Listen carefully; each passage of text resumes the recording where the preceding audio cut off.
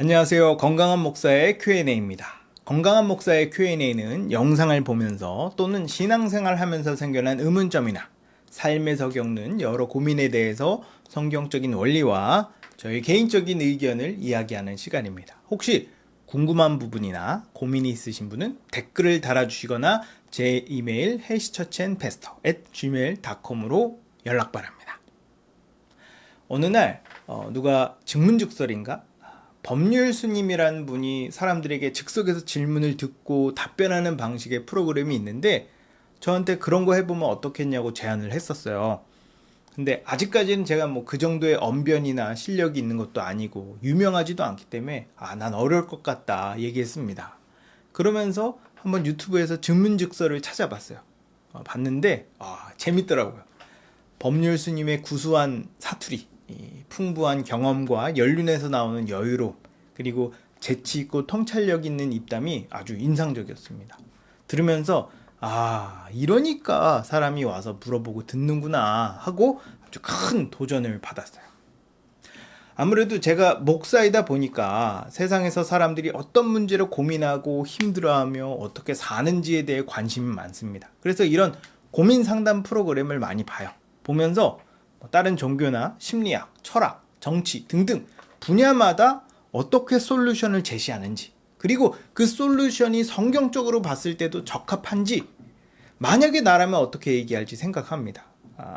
법률 스님의 증문즉설을 몇 번 보면서 당연한 얘기지만 기독교와 불교가 근본적으로 극과 극이라는 걸 느꼈어요. 그래서 제가 느낀 걸 여러분과 공유하면 좋을 것 같습니다. 기독교와 불교가 어떻게 다른지 제 개인적인 의견을 말하도록 하겠습니다. 먼저 말씀드리고 싶은 건 제가 불교를 막 제대로 공부한 게 아니고 그냥 유튜브에서 법률 스님이 사람들에게 하는 말을 들으면서 든 생각을 말한 거기 때문에 불교에 대한 제 지식이 정확하지 않을 수 있다. 그리고 어디까지나 제 개인적인 생각이라는 점을 알아주시기 바랍니다. 근데 딱히 크게 틀리지 않을 거라고 생각해요. 그럼 기독교와 불교는 어떤 점에서 다를까? 첫째, 불교는 절대적인 기준이 없습니다.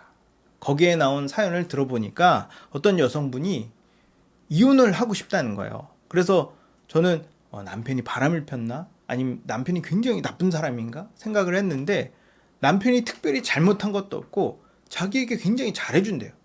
또 착하고 성실하고 좋은 남편이라고 합니다. 그럼 왜 이혼하려고 하냐? 같이 사는 게 재미가 없대요. 그래서 스님한테 어떻게 하면 좋겠냐 하고 물어본 거죠. 저는 당연히 이혼하면 안 된다고 말하겠지라고 생각을 했는데 법률 스님은 같이 못 살겠으면 이혼해야지 라고 말하는 겁니다. 그러면서 나름 돌려서 설득하셨어요. 다른 남자 만나 똑같아. 처음엔 좋을지 몰라도 시간 지나면 다 비슷해져. 그리고 지금 남편이 착하고 성실한데 다음에 만난 남자가 못되고 불성실하면 어떡할 거야? 본인이 결정하세요. 나는 무조건 이혼하고 싶다. 그럼 이혼해야지. 그럼 이혼해도 괜찮나요? 괜찮아. 대신 본인 결정에 대해서 본인이 책임을 져야 돼. 이런 맥락의 내용이었어요. 제가 봤을 때 불교는 결혼에 대한 어떤 특별한 기준이나 원칙이 없는 것 같았습니다. 우리 기독교는 결혼을 하나님께서 맺어주신 인연이라고 봐요. 그래서 성경은 간음처럼 결정적인 잘못을 한 경우를 제외하면 이혼을 금지합니다.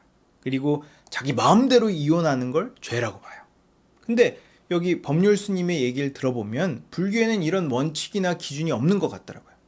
모든 것은 인과 응보로서 옳고 그름, 좋고 나쁨 이런 건 없고 그냥 본인의 결정에 대한 결과를 본인이 감당할 수 있으면 되는 것처럼 말했습니다. 그러나 우리 기독교는 하나님의 말씀이라는 절대적인 기준과 원리가 있어요.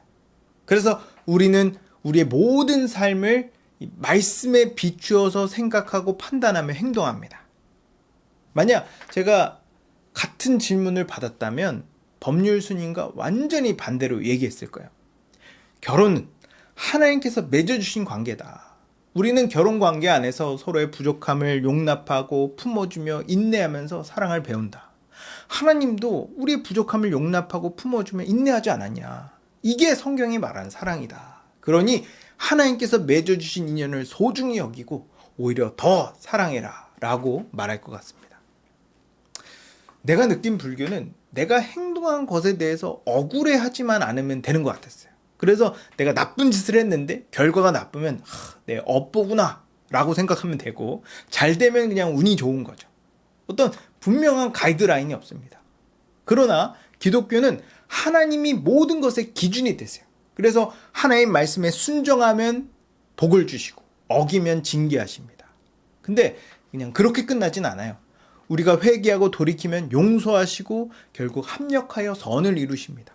그렇기 때문에 우린 나 좋을 대로 생각하고 결정하는 게 아니라 성경의 정신과 성경의 원리대로 생각하고 판단하며 행동해야 돼요. 어떤 사람은 마치 불교가 더 자유로워 보이고 행복할 것 같다고 느낄지 모르겠습니다. 과연 그럴까? 불교는 마치 지도와 나침반 없이 망망대해를 표류하는 배와 같아요. 그래서 내가 어디 있는지도 모르고 어디로 가야 되는지도 모른 채 막연하게 그냥 노를 저어야 됩니다. 반면 기독교는 성경이라는 지도와 예수 그리스도라는 나침반을 가지고 있어요. 그래서 분명한 목적을 가지고 정확한 방향을 향해 열심히 노를 저을 수 있습니다. 어느 게 더 나을까요? 저는 100% 후자가 낫다고 봅니다. 둘째, 불교는 사실이 중요하지 않습니다. 어떤 분이 법률 스님에게 질문했어요. 한국에서 미국으로 이민을 가는데 미국 가서 제사를 드려도 조상신이 와서 제사를 받나요? 그리고 정말 귀신이 있는지 없는지 모르겠습니다. 귀신이 실제로 존재하나요? 그러니까 법률 스님이 이렇게 말씀하더라고요. 없다고 생각하는 사람에겐 없고 있다고 생각하는 사람에겐 있다. 질문하시는 분이 듣고 좀 답답했는지 귀신이 실제로 존재하냐고 다시 물었습니다. 그러니까 없다고 생각하는 사람에겐 없고 있다고 생각하는 사람은 있다. 그러면서 부연 설명을 하셨는데, 기독교인은 하나님이 있다고 믿으니까 하나님이 있는 거고 무신론자는 하나님이 없다고 믿으니까 없는 거다. 그럼 스님은 귀신이 있다고 생각하세요? 이렇게 물어보니까 나는 그런 생각 별로 안 한다 라고 얘기했습니다. 불교는 사실관계가 중요하지 않은 것 같아요. 결국 내가 어떻게 믿고 내가 어떻게 생각하는지가 더 중요한 것 같습니다. 마치 오늘날의 시대 정신과 비슷하죠. 불교의 논리대로라면 내가 생물학적으로 남자지만 내가 나를 여자라고 생각하고 여자라고 믿으면 난 여자인 거야. 내 육체가 실제로 남자인지 여자인지는 중요하지 않습니다. 내 생각과 감정과 내 입장이 진실보다 더 중요한 거예요. 그러나 우리 기독교는 그렇지 않습니다. 우리는 그 무엇보다 사실관계가 중요해요. 진실이 중요하고 진리가 중요합니다. 어떤 사람은 자기가 기독교인이라고 말하면서 예수님의 존재나 예수님의 부활에 대해서 믿지 않아요. 예수님이 실존 인물인가 아닌가, 죽었다가 실제로 다시 살아나셨는가, 이건 중요하지 않다. 그분의 가르침이 내 안에 있는가, 그분의 정신이 내 안에 살아있는가, 이게 중요한 거다 라고 헛소리를 합니다. 뭐 이렇게 말하면 본인이 뭔가 깨어있고 세련돼 보이나 봐요. 이런 믿음은 참된 믿음이 아니에요.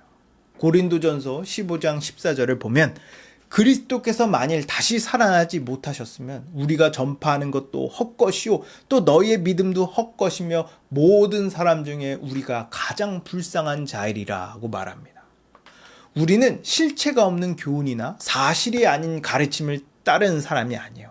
이 땅에 견고하게 뿌리 내리고 있는 역사적 사건을 근거해서 믿는 사람입니다. 그렇기 때문에 우리는 복음을 추상적이고 현란한 말로 모호하게 말하지 않고 담백하고 분명하며 정확하게 말할 수 있어요. 이 물질 세계를 봐라.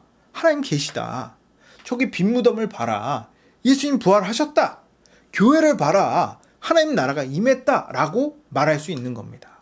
북한에서 아무리 6.25 전쟁이 남침이라고 말해도, 일본에서 아무리 독도를 자기 땅이라고 우겨도 진실은 바뀌지 않아요. 그래서 하나님은 역사적 사건을 통해서 자신의 뜻을 계시하십니다. 역사는 바뀌지 않으니까. 그러니 여러분도 성경에 기록된 모든 말씀이 역사적 사실이라고 믿고 신앙생활 하시기 바랍니다. 셋째, 불교는 세상에서 자기 자신이 제일 중요합니다.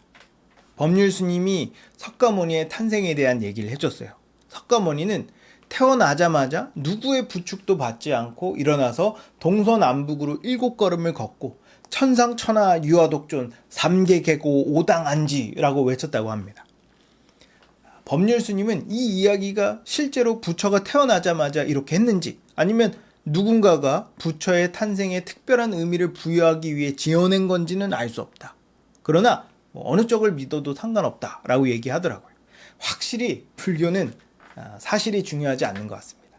아무튼 중요한 건 석가모니의 말이겠죠.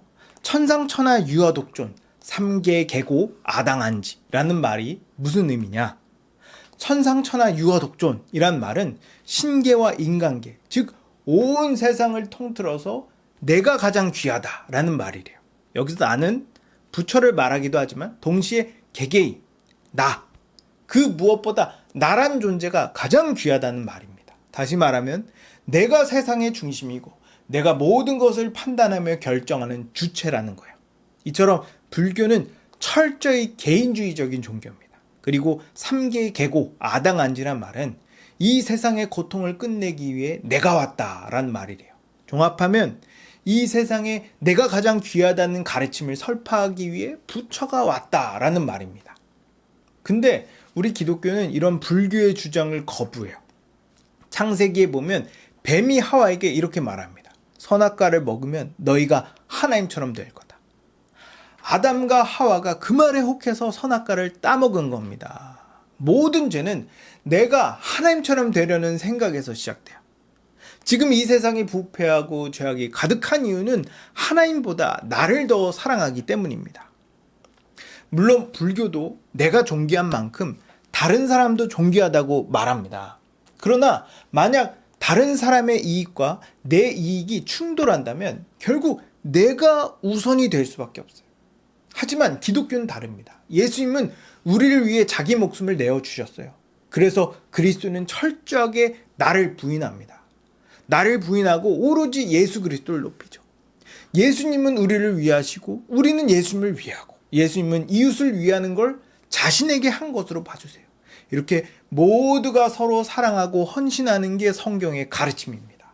그러므로 우리는 우리 마음의 중심에 내가 아니라 예수 그리스도를 둬야 돼요. 그럴 때 우리 모두는 예수님 안에서 하나가 됩니다. 자, 이렇게 기독교와 불교가 얼마나 어떻게 다른지 알아봤는데요. 완전히 정반대죠. 불교는 불교나 기독교나 유대교나 이슬람이나 힌두교나 모든 종교는 다 하나로 통하고 다 구원이 있다고 주장합니다. 그래서 서로 싸우지 말고 사이좋게 지내라고 말해요. 얼핏 들으면 매우 신사적이고 마음이 넓은 것 같죠. 하지만 깊이 생각하면 굉장히 비겁한 겁니다.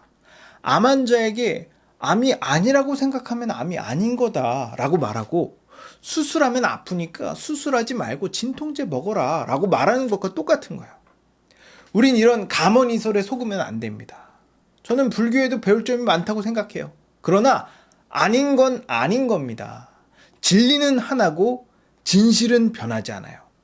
우린 영원히 변하지 않는 하나님 말씀 위에 견고하게 서서 옳고 그름, 선과 악을 분별할 수 있어야 됩니다. 그러므로 여러분 모두 말씀을 삶의 기준으로 삼고 옳고 그름, 선과 악을 분별하여 의롭고 선하게 살기를 주님의 이름으로 축복합니다.